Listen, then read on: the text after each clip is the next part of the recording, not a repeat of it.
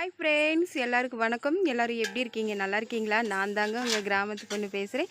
இன்றைக்கி நம்ம வீடியோவில் என்ன பார்க்க போகிறோன்னு பார்த்தீங்கன்னா, என் தங்கச்சி வீட்டு விசேஷத்தில் வந்து பார்த்திங்கன்னா சாப்பாடு, சாம்பார், ரசம், பொரியல் நிறைய மிச்சமாயிருச்சுங்க.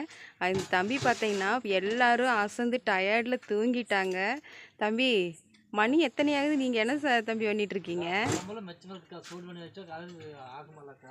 பார்த்தீங்களா பையன் எவ்வளோ சாப்பாடு வேஸ்ட் ஆகுது, எத்தனை குழம்பு வேஸ்ட் ஆகுது.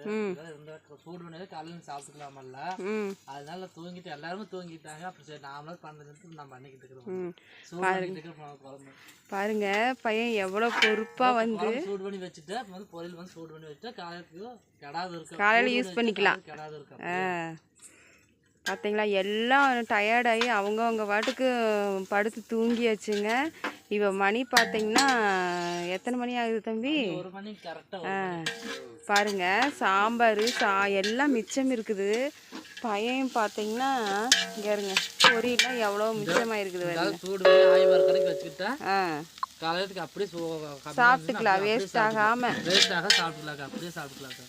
நாங்கள்லாம் படுத்து தூங்கிட்டோம் தம்பி. என்னடா பாத்திரம்லாம் உருட்டுற சத்தம் கேட்குதேன்னு வந்து பார்த்தா தம்பி வந்து சூடு பண்ணிகிட்ருக்காங்க. பாருங்கள், சாம்பார் கட்டுங்க தம்பி.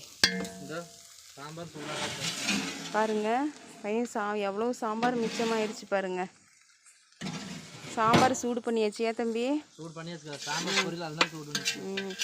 வந்து பொரியல் சூடு பண்ணிகிட்ருக்காங்க. இப்போ வந்து நம்ம வீட்டு ஃபங்க்ஷனில் வந்து சாப்பாடு இவ்வளோ சாப்பாடு மிச்சமாயிருக்குதால தம்பி.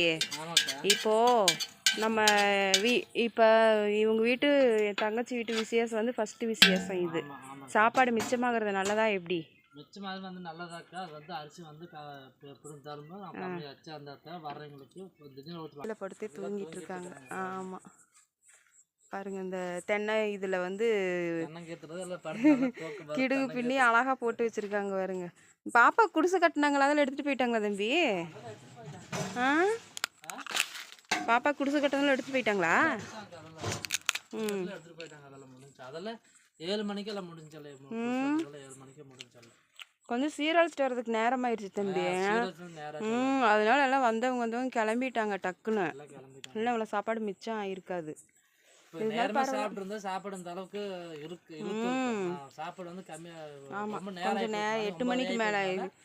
சிலவர் வந்து சாப்பிட முடியாது, அதெல்லாம் போயிட்டாங்க. வேற விசேஷம் போறதுனால போயிட்டாங்களா? முகூர்த்த நேரமாக வேற போயிருச்சா? ஏப்ரல் வந்து போறியா? ஏன்?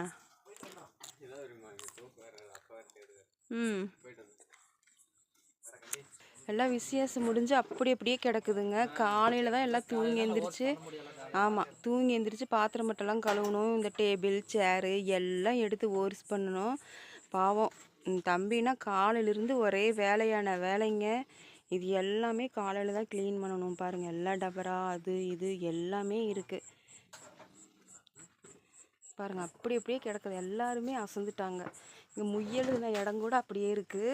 நான் வந்து பார்த்தீங்கன்னா இந்த முயெழுதின இடத்துல இருந்த வாழைப்பழம்லாம் நான் தாங்க சாப்பிட்டு காலி பண்ணேன். இங்கே பாருங்கள், இதில் வந்து மாதுளம்பழமும் நான் தான் சாப்பிட்டேன், ஆரஞ்சு நான் தான் சாப்பிட்டேன், வாழைப்பழமும் நான் தான் சாப்பிட்டேன். தாய் மாமா அவங்க வீடெல்லாமா நாளைக்கு ஆக்கி ஊற்றுவாங்களா? என்னன்னு தெரியலையே தம்பி. ஆமாம் தம்பி, எல்லாம் பிள்ளைகள்லாம் தூங்கணும் அழுக ஆரம்பிச்சிட்டாங்கல்ல, அதனால எல்லாம் கிளம்பிட்டாங்க போய் பாட்டு தூங்கணும்னு சொல்லிட்டு. சரி தம்பி, நீ போய் படுத்து போயிட்டு வா தம்பி. பார்த்தீங்கன்னா தம்பியும் தூங்குறேன்னு சொல்லி கிளம்பிட்டப்படி. இப்போ பார்த்து இந்த வீடியோ வந்து உங்களுக்கு பிடிச்சிருந்துச்சின்னா கிராமத்து பொண்ணு யூடியூப் சேனல் வந்து லைக் பண்ணுங்கள், ஷேர் பண்ணுங்கள், கமெண்ட் பண்ணுங்கள், மறக்காமல் சப்ஸ்கிரைப் பண்ணுங்கள். எங்கள் பாப்பாவுக்கு டெக்கரேட் பண்ணது வந்து உங்களுக்கு பிடிச்சிருக்கான்னு சொல்லுங்கள். என் தங்கச்சி வீட்டு ஃபங்க்ஷன் வந்து நல்லபடியாக நடந்து முடிஞ்சிருச்சு. எங்கள் கிராமத்தில் வந்து பெரும்பாலும் இப்படி தான் நாங்கள் வந்து வீட்டில் ஃபங்க்ஷன் வச்சுக்குவோம். ஓகேங்க ஃப்ரெண்ட்ஸ், பாய். பாருங்கள் டெக்கரேட் பண்ணதெல்லாம் நல்லா இருக்கான்ட்டு. இது எல்லாமே என் தங்கச்சி பையன் தான் பார்த்து செஞ்சுருக்கான். கூட அவனோட ஃப்ரெண்ட்ஸுகெல்லாம் கூட்டிகிட்டு வந்து இந்த மாதிரி அழகான ஒரு டெக்கரேட் கொடுத்து வந்தவங்களையெல்லாம் நல்லா கவனித்து எந்த ஒரு மனசும் யாருக்கும் கோணாத அளவுக்கு நடந்துக்கிட்டாங்கங்க பசங்க. ரொம்பவே சந்தோஷமாக இருந்துச்சு. ரொம்ப மகிழ்ச்சியான ஒரு தருணம். எல்லா ஃபங்க்ஷன்லாம் நல்லபடியாக முடிஞ்சுங்க நடந்து.